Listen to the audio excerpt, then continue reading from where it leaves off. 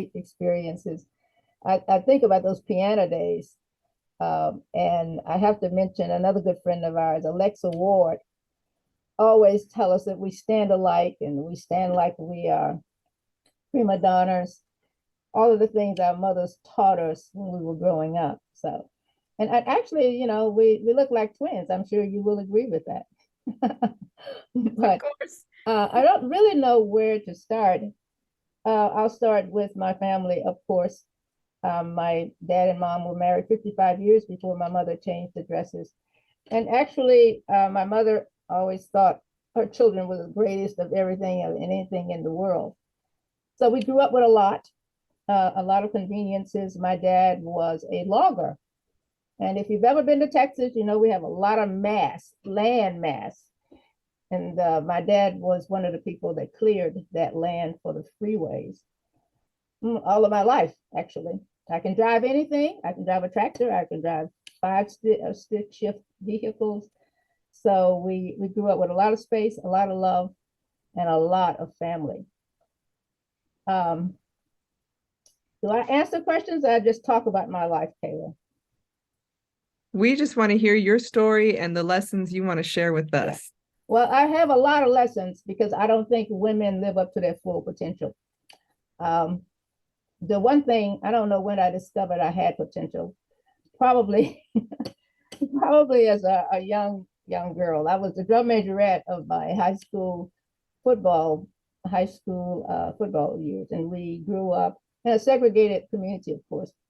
However, the football teams always got along. I'm in Conroe, Texas, South Texas. The football teams always got along.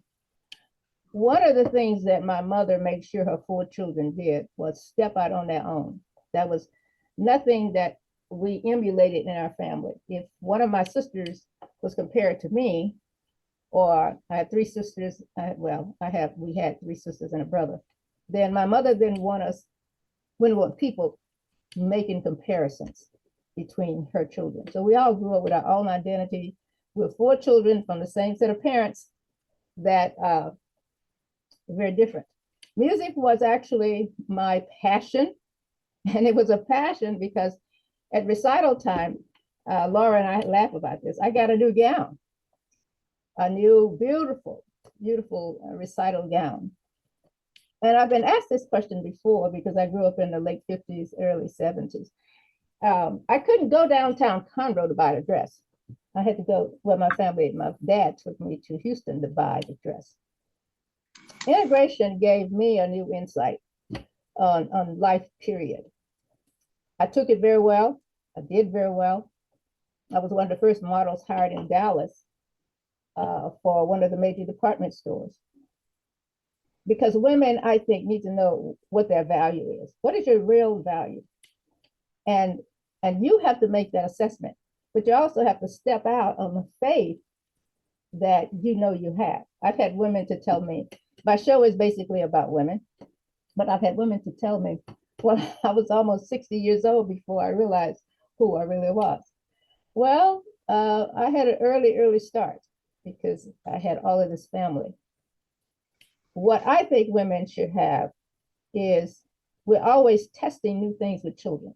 I gave birth to two sons. We raised two other boys and a kid next door because his mother died when he was 12.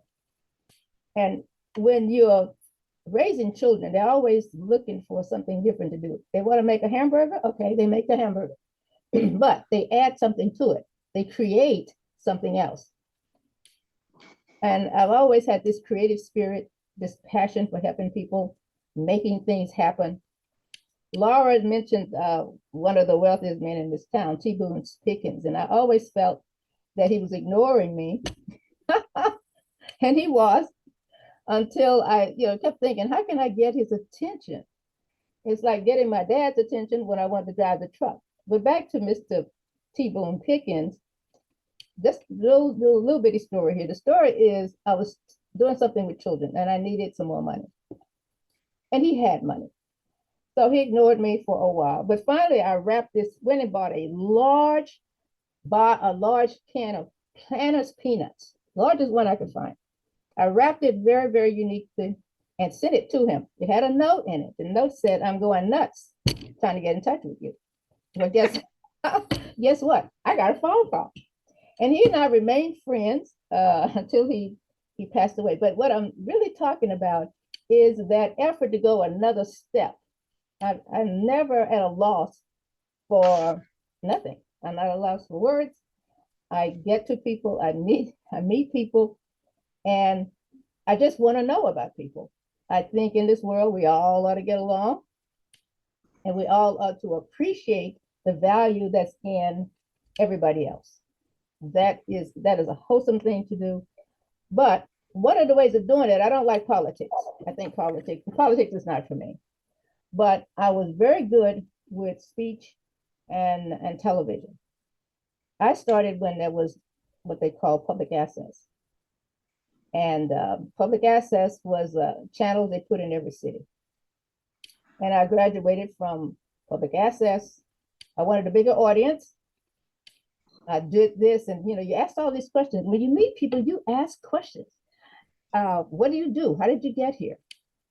But anyway, asking questions, I finally got to another part of cable, which at that time was Time Warner, from Time Warner to NBC. NBC and I didn't get along. So I started my own company. I started my own production company, which is where I basically am today. Now, but we've started so many programs. The most inspiring program that I have to tell you this, everything is not always going to go your way. I've lost a lot of things. One of the things that just broke my heart, absolutely broke my heart, was missing Black girls. It was part of the trafficking program. And the only reason I did it, as I told another good friend of mine, Eva Garcia, who was a Hispanic officer in our town, I didn't do it because it was a Black girl or Black girls that were missing. Yeah, our numbers are higher, but we actually started it because they were being ignored. They were being ignored by Black people, white people, all kinds of people. But I wanted more attention put on the subject. But let me tell you something. I get into the middle of this thing and I can't take it. I cannot, I'm crying about it. I told Laura, I said, this is not for me. This is for somebody else, because I wasn't familiar with the whole terrain of human trafficking. I'd done some research, but that's a horrible world to live in. So what did you do? Well, I joined and went to several meetings of another group that handled it well. They had been in business for 5 or 10 years. These women, oh, listen, ladies, these women went out on a Thursday night, got these girls off of the street, put them in homes or put them in places.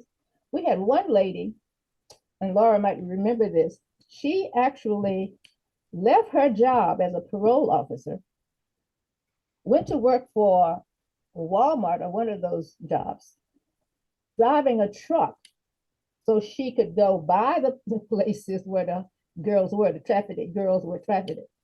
But she got a job as a truck driver. Then took her truck, and in her spare time, she put a room on the back of her house, just so we have more room for girls. But some things are not for you. So if I get myself in a pickle, and that's what I got myself in, because I would be crying. I'm talking to a young lady that did not have this and didn't have that, and I'm crying and she's crying. So that was not helpful at all. But there were women who did. And when they get support, if you find yourself in a situation where it's not for you, you go, Esther Davis style, you go and find people that are there and help them. Now that situation worked out. How much time do I have here? I'm not looking at the clock, but let me give you my message is, if you know you're good at something, then we had positive reinforcement all of my life. My sister, I hope she's listening tonight, but it was always how great we were. Oh, don't worry about that. You're going to have to do this and you'll be just fine. Positive reinforcement to other women, all races of women. We are all one unit. We're all God's children. And I think that's what's expected of me. Period.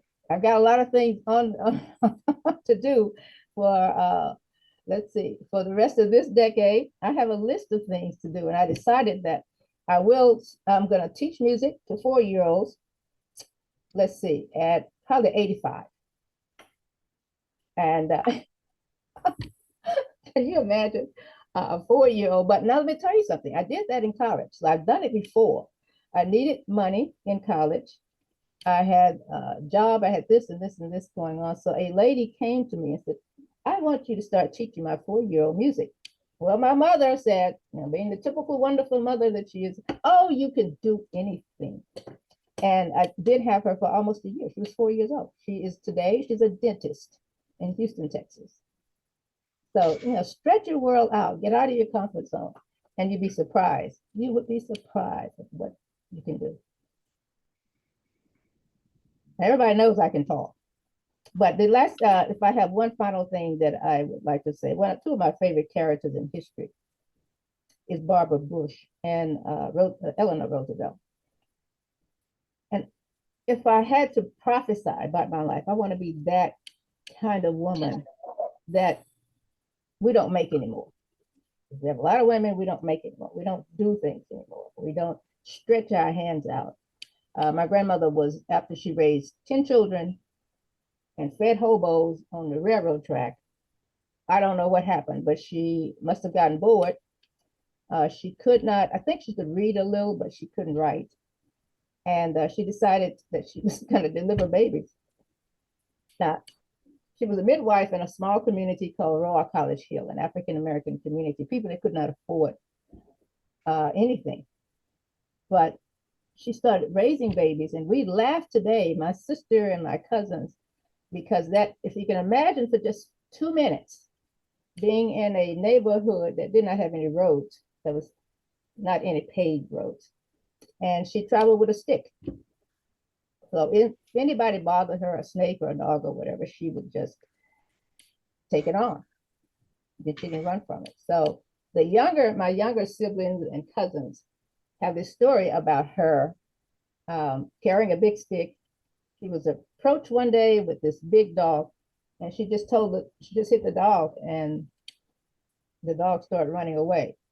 But try something, get involved in what's going on, and see how far you can go with it. I surround myself with a lot of people. I talk, as Laura said, I talk. So I think we should just stretch ourselves a little bit and see what happens. There's a blessing somewhere in doing that. Aha, there is Miss Moffett, the president. I got put up here. Thank you, everybody. I had a great time. Let's keep Esther here. Let's give her a round of applause. Wow. You know, I've had a few instances to be able to talk with this woman. And like Laura said, brave is such a perfect word for her, because it's almost like you are a fearless woman. I'm sure you have your things that you've had to overcome, but your stories are full of so much rich wisdom.